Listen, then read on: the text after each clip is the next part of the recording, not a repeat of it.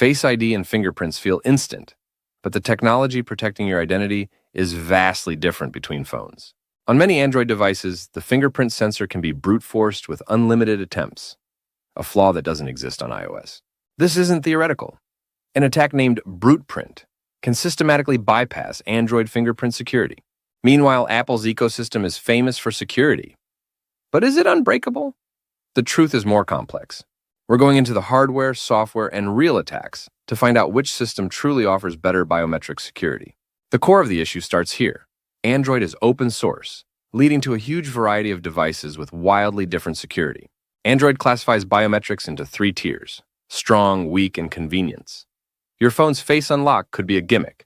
Apple takes the opposite approach: total standardization. If your iPhone has Face ID, it uses the same advanced hardware as every other model. This consistency extends to software. When Apple finds a flaw, a security patch is sent to every compatible device at once. So, one platform offers variety, the other offers consistency. But how does the hardware actually protect your biometric data? Inside every modern iPhone is a dedicated security coprocessor, the Secure Enclave. Think of it as a locked-down computer in your phone. Your raw biometric data goes only to the enclave. The main OS just asks, is this a match, yes or no?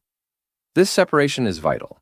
High-end Android phones have similar hardware, a trusted execution environment.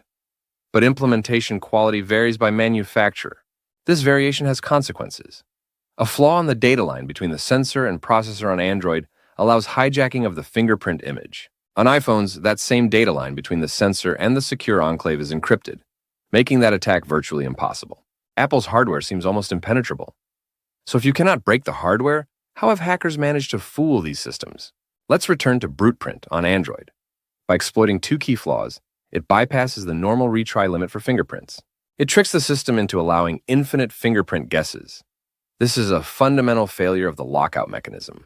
But iOS is not perfect. Early versions of Face ID were fooled by a sophisticated 3D model. Apple had to update its algorithms. We've seen attacks against the device lock screen. But what about the security of the individual apps you use every day? The answer is software.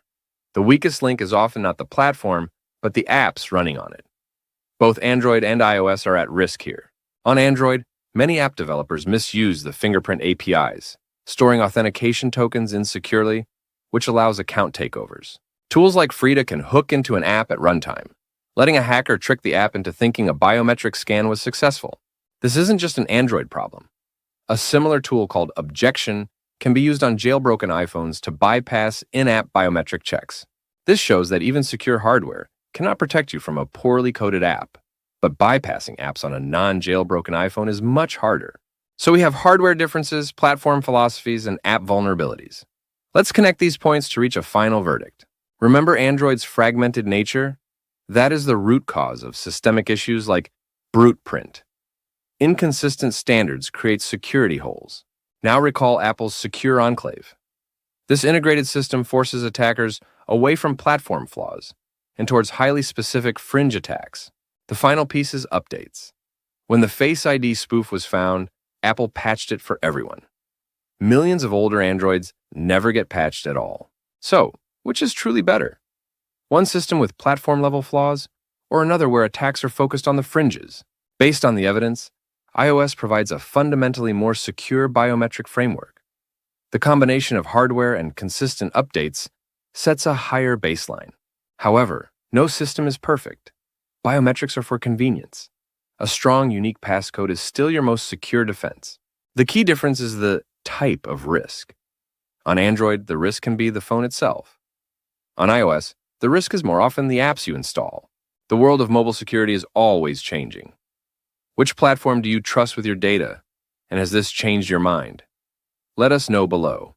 Subscribe for more in-depth security analysis.